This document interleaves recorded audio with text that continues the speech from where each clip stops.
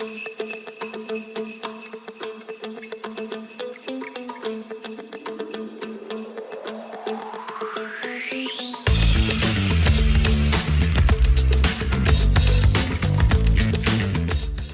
back, I'm James Cary. I'm joined as ever on Popcorn Parenting by Nate Morgan Locke. This is part 2 of our Christmas podcast. And what are we talking about now, Nate? Home Alone. And the reason for picking this is obvious again. It's an absolute classic. It's the one everyone wants to watch. Not in our house. You've not seen it? No, well, I have. I must have done. But my kids watched it and they didn't like it. They didn't like it. Well, I think, how old were they when they watched it? Because this is one of the big things about Christmas movies. Because they get watched every year, yeah, I think often people can show them to their children too early. Yeah. And we watched Home Alone this time round, and my kids just could not stop laughing. Okay. At just how hilarious and slapstick and goofball it is. But it's John Hughes and John Williams. No, I get it. I think my kids just thought that he was just being mean to the burglars. There's a point at which it tips over from self-defense into this is kind of sort of torture, isn't it? But I was 8 years old when this film came out. Right. Which is the same age as Kevin McAllister's character. So for me, there is a very strong sense of nostalgia and value to it. So where's the magic? Well, this is a debatable one. You could argue that there is no magic in Home Alone. Now, there are sort of conversions. There are changes of heart in the characters. But there is a strange bit when the family goes to bed. Kevin's been sent up to the loft. And when the family goes to bed, there's a storm that starts. And then there's this weird, close-up, push-in to a close-up of the Father Christmas on the front door in the middle of this wreath. And it's weird music, and you see the moon, and you're like, this is strange. This is kind of, it's at least kooky for something, so far it's been this very kind of angsty domestic drama, which is brilliant, by the way that John Hughes sets up the story. But that moment when you get that close-up of Father Christmas, I think it's saying to you something a bit weird is going on here. And there is a video you can watch on YouTube made by a friend of mine, actually, which is on whether Kevin McAllister is converted. So you can watch that on YouTube. I forget what it's called, but we can put a link to it down below. Is there flying over houses? There is a zip wire to a tree house. Okay, we're not gonna put too much on that. But there's obviously a pretty strong countdown. Absolutely. There's the countdown not only to Christmas morning, but to the 9 o'clock return of the burglars. And that gives you opportunity for another absolutely brilliant montage. Not heist montage, but a sort of preparation for the battle montage where he sort of sets up all the booby traps and everything, which is, in terms of fun for an 8-year-old, I was like, this imagine being that well thought through. Yeah. Do you know what I mean? Like, what a genius this kid is. Yeah. But this is kind of intravenous drug movie for an 8. It's like, oh my goodness, I literally cannot imagine anything better than what I'm seeing now. Yeah. The thing, I suppose, if you watched it with your kids and you're thinking, well, hold on, can you draw any biblical parallels with this? I think there's one that is often overlooked, and I'm desperate to do more on this story, is the story in Luke chapter 2 when Jesus' parents leave him behind in Jerusalem. Right. And they head back and they assume he's amongst the relatives, and they go back and they find him home in his father's house. Well, he's not alone because he's with the scribes and stuff. But I just love the idea. So the classic bit is when Catherine O'Hara's on the aeroplane in Home Alone 1 and she just goes, Kevin! And I just love the idea that Mary has this moment when she's walking back to wherever they're living at that point, and just suddenly goes, Jesus! And then they have to go back and all rush down. They got loads of bags. Meantime, Jesus has been fending off burglars from the temple left and right. Well, exactly. He's been preparing his whip And he's got moves. He's got moves. That's it. He's doing his exegetical moves with the scribes of the Pharisees.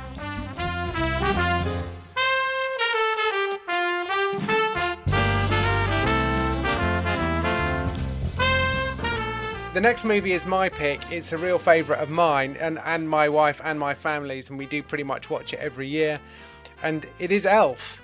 So the obvious question, why did you pick Elf? Because it's really, really funny. Buddy the Elf, Will Ferrell, he is funny. And you don't look so convinced by this. I don't think you find it as funny as I do. Elf is, for me, it's a movie that I go back and forward on. Okay. Almost like every time I watch it, and I have seen it several times. So I think Will Ferrell is hilarious, and I think it makes a lot of sense as to why a lot of people like the film. I don't know. I just find it slightly soulless from my point of view. Maybe that's Jon Favreau. I just find him a bit. I'll take that. In a way, it's not the perfect Christmas movie because that's not a kids' movie, and that's It's a Wonderful Life. But I think it's really good. I think it's got loads of the ingredients. It is about believing. It is about Christmas spirit. Yeah. It is expecting a miracle. In a way, all that stuff we talked about at the top with magic and momentum and everything. Yeah. And we've got the conversion of Buddy's dad. Is it James Caan? Yes. Who is just a proper old Scrooge, Grinch, Grump. And it's just got that. What I love about the character is it's got a joy to it. It's not. There's no sarky cynicism side to it. The whole thing is. That is quite wonderful. So the fact that Will Ferrell can be so sort of innocent and optimistic is really wonderful. Yeah, I mean, when he dives over the desk when the phone rings to answer his dad's phone and just answers it and just goes, "What's your favourite colour?" It's just like... And when the guy gets out of a lift, he goes, "Oh, I forgot to give you a hug." The doors are closing. I just don't know. I think it's got that excitement about Christmas, which I think a lot of other movies don't have. And I think, that's a good point in terms of the countdown. You get the moment when he stays up all night to decorate the toy department in the that shop. So you do get that sense of awe and wonder that something magical, happened overnight. Yeah. And no one sort of knows where it's from.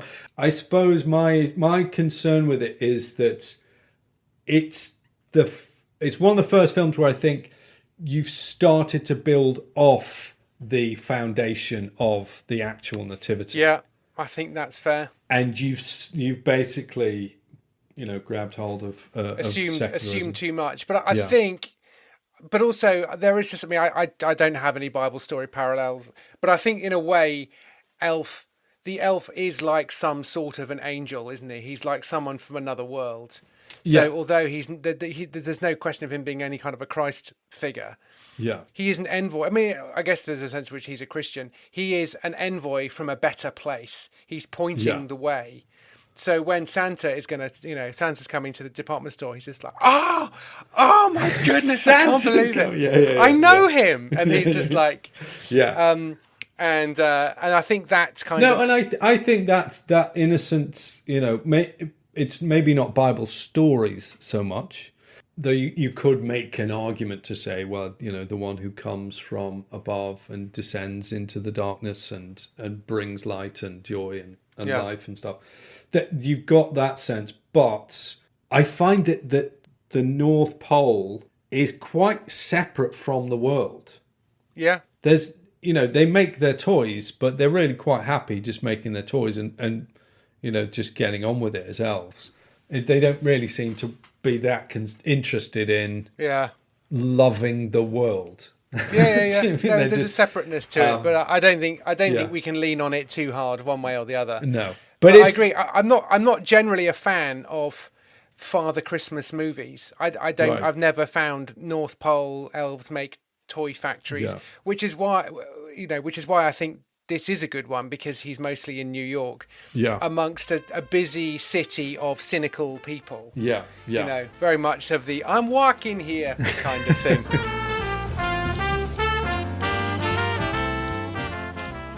So we'll move on from Elf and we'll go straight into like almost the opposite. Almost of the Elf. opposite. It's one of the weirdest cultural phenomenons, I think, of our times, of the last 100 years. It is what? Charlie Brown Christmas. Which I don't think I'd seen it till I came to the States, actually. Right. But it's one of these things that I can't stop thinking about. So it's made back in the 60s, and it's a bit weird, and the music doesn't really go, and it's sort of, there's a few kind of awkward gear changes between scenes and things. It's only very short. Yeah. But it's it just won't leave me alone. So I find it kind of sticky in a way that good stories are.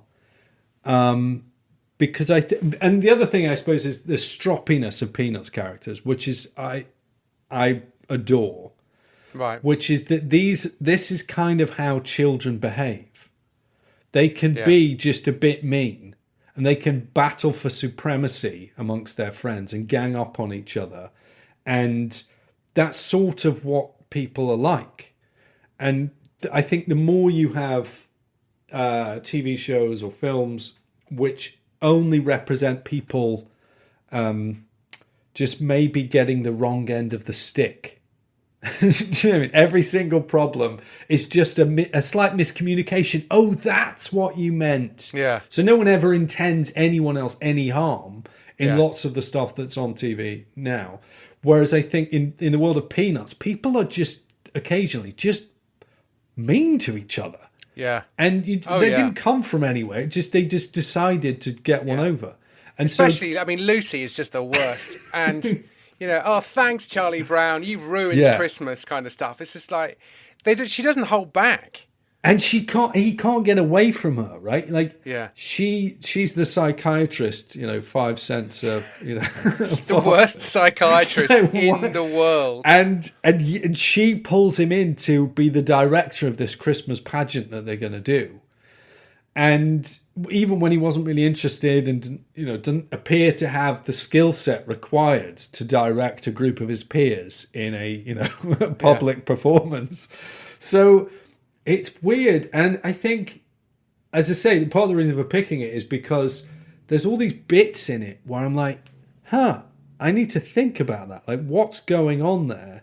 Yeah. What is this thing about Linus's blanket? And how does he, kids who have those blankets, and why would you pick up on that? And Snoopy, what is he all about? And so it's a lot, I think, to think about, though I can totally understand if people watched it and just went, what earth is Nate on about? This is just...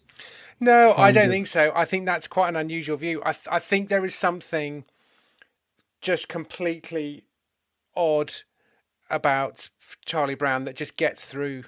Yeah. Because also the very idea that this show comes from America, the most optimistic nation on earth. Yeah. That they would have this insanely popular character who's almost the opposite of America. Yeah. He's like, I've had an idea, but it's probably not very good. I've got some friends, but I'm pretty sure they don't like me. Yeah. And do you know what? They don't. Yeah. Somebody once mentioned the fact that there was either an episode or a movie where he goes to a spelling bee and he nearly wins and he loses at the last minute. And he goes home, he gets dressed and he goes to bed in silence. Do you know what? I've actually been to spelling bees because my kids have been involved in it. They are the funniest thing of all time. Okay. There is nothing more gloriously dramatic than waiting for the next letter to come out of the mouth of a 6-year-old. It's just the fact that the thing that sticks out the most, because I know everyone always talks about Linus reading out the bit of the Bible, which would probably never be allowed now. It's obviously the Christmas tree. This weak, tiny twig that needs love. It's just so beautiful. Yeah. I think that's what's so beautiful about Charlie Brown is that he is kind and he treats others as he would like to be treated, even though no one ever treats him like that. Linus is the closest thing he has to a friend. Yeah. He's got Linus, who's a slight coward friend, and his dog is a complete maniac. His sister is the worst, and his friend, his therapist is, Lucy. Lucy, Sally, I'm getting confused now. Lucy is just, is a psycho.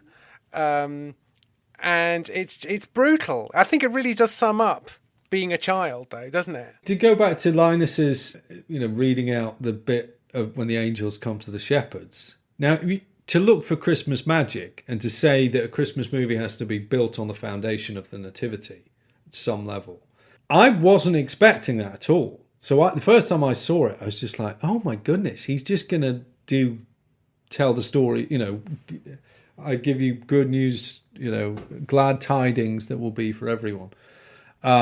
Christ is born.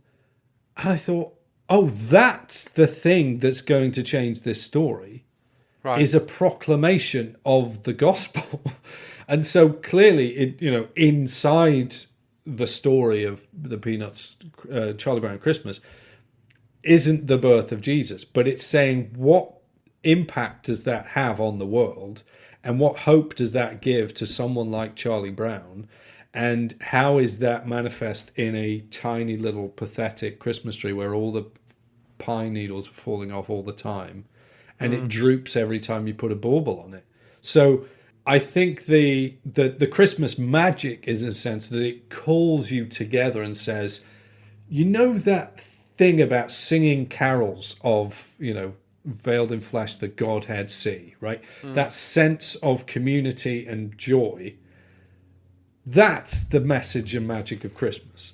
And the fact that it finishes with these children sort of rejoicing that's the real truth of the world. And the countdown, because it's about the pageant being put on, it's got the natural sort of tension, rising drama to it. Any other Bible story? I mean, in a way, it's got the Bible in it, so you don't really need... And it is great that the Bible, for pretty much the only time on any Christmas movie we could ever discuss, the Bible itself is the star. It is the showstopper. The Christmas story, the reading of Scripture is the story, but are there other parallels? I suppose another one might be the fact that Charlie Brown's disheartened. He's, sort of miserable about things. And he has this encounter which brings him joy, it warms his heart. And I suppose the road to Emmaus is quite a good one for that, in saying, the disciples are downcast because they thought it was going to work out, but it hasn't. But then they discover, as Christ opens the Bible to them, there you go, you can now have hope. So, it's fairly, it's a little bit weak maybe, but as you say, it's got the Bible in it, so you could just go look at that. What more do you want?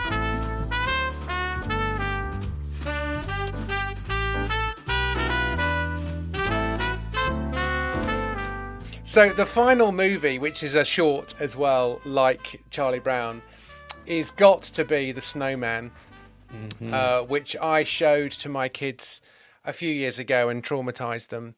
And I've watched a few times and have wept at the end.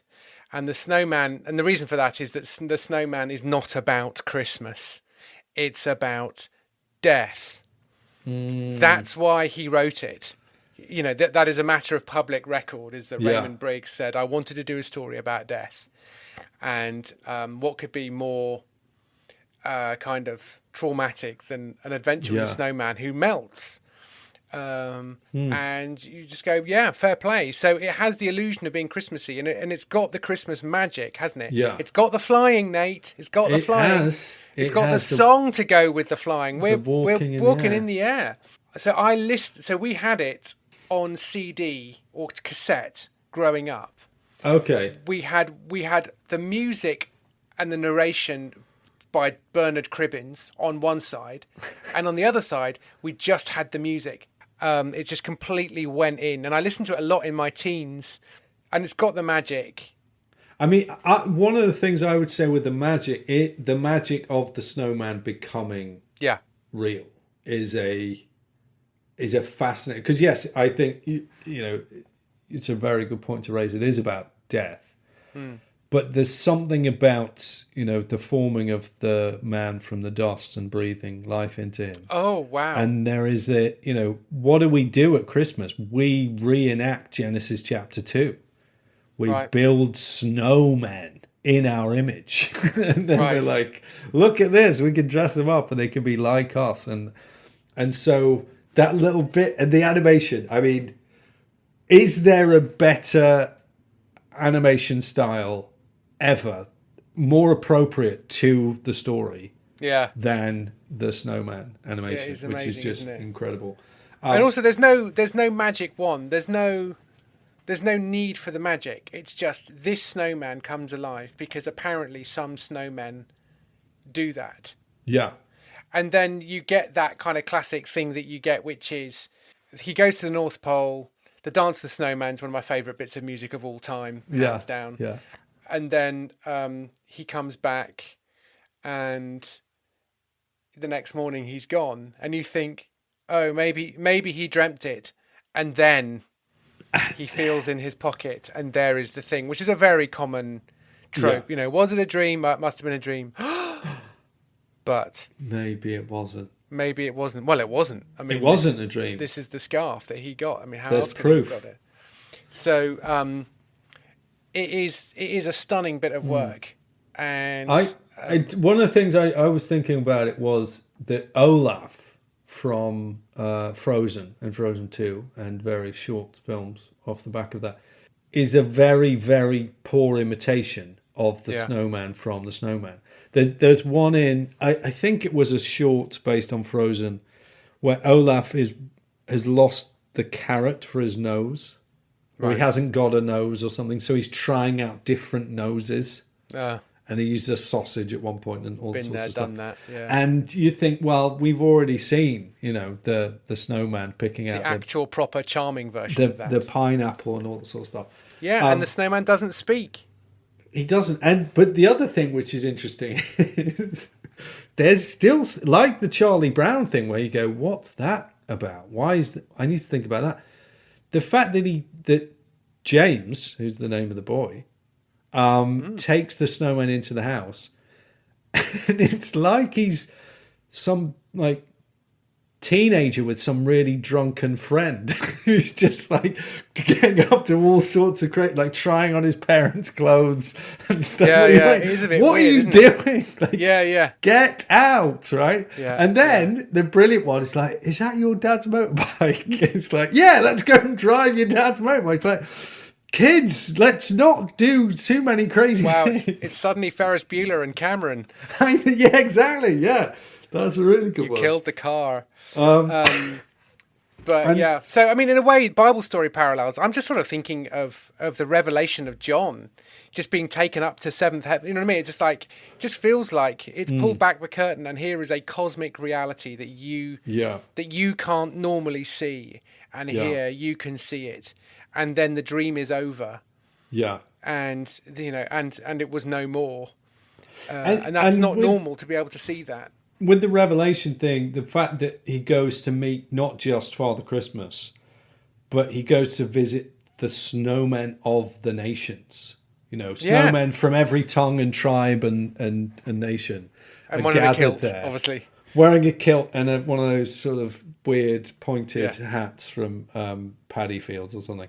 Yeah. And you think, would you do that now? Are you allowed to sort of, I think I think you would have to do that now. I think you would have to do that. And the tangerine for the nose is seemingly that's a global phenomenon.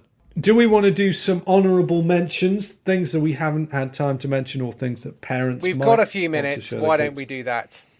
So I'm gonna throw in one you've already mentioned, which is "It's a Wonderful Life." Yeah. We've mentioned it before, I think, on the Moana podcast. It is brilliant. It's probably, if your children are under the age of 18, it's probably a bit early to try and show it to them because they. Oh, I don't know. I think teenagers might enjoy it. It's probably 20 minutes longer than you think it is. I think that's probably my main worry. Yes, that's true. It does feature in both Home Alone 1 and Home Alone 2. Just the family watch it at various points being spoken in French, for adopted French, and then in Spanish. But any other honourable mention? Oh, Arthur Christmas. Have you seen that? My kids really like Arthur Christmas. Yeah. Certainly worth a viewing. It's an option. So I think that pretty much wraps it up. That's our Christmas special, which frankly you didn't ask for, but we're giving you anyway. So thanks very much for listening to that. Merry Christmas to you, Nate. Merry Christmas to you, James. And we will speak to you next time. Cheery bye. Yeah, she wants to be Schroeder. Who wouldn't? The way Lucy just lies against the piano, so louche. He's very cool, isn't he? She's lying there like it's a romantic movie, like a Cary Grant movie or something. And he's playing the piano like a 6-year-old who hates girls. You know what I mean? It's just like there are two movies going on at the same time.